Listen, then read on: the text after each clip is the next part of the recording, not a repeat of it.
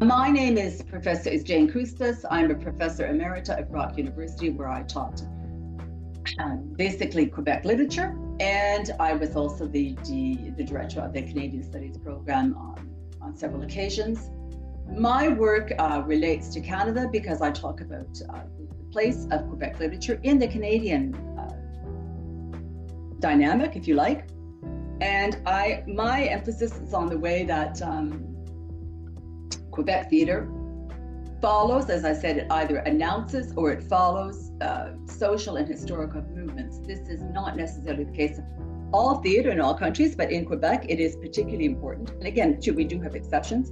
So I think understanding literature in general helps us to understand the society. I've also always said, if you want to understand what people are doing, you read history. If you want to understand what people are thinking, you read literature, because that is the link between society and literature is very, very strong, and particularly theater, because its success depends on its immediate reception by the public. So I think theater is a very good guide to what is happening in society and how people are perhaps thinking.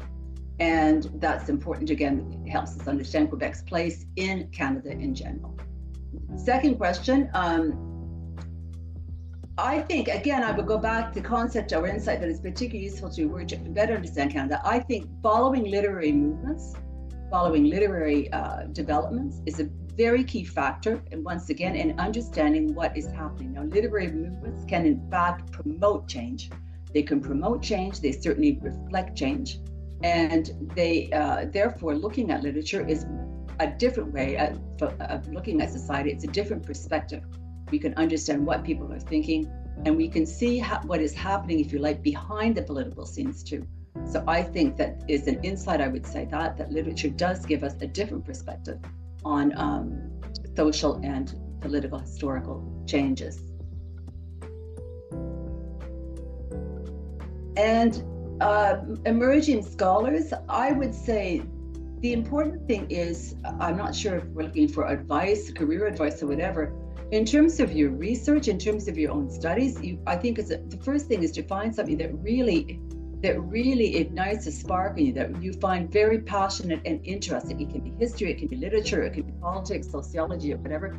Something that you personally feel engages you. Something too in which you may perhaps already have a background. You can see how this fits into your particular perspective, your particular viewpoint. So that would be my first piece of advice. You have to look for something that you find personally very motivating, and follow that line. In terms of careers, I would say that try to make sure that what you're doing and what you're thinking gets recognition. In other words, publish if you can, even if you're at an early stage, or at least go to conferences, give papers, make sure that your voice is heard, that you are known. This is the idea of networking, of trying to create a network among your colleagues as well. At your own home institution, try to make sure that people are aware of your work, and that you have an opportunity, in fact, to present it and to advertise it, if you like, and to make sure that you are getting, as I said, recognition, and that too you will find once you start getting this recognition, you will get input. You will find a motivation as well. If you give papers, you will get good questions, etc.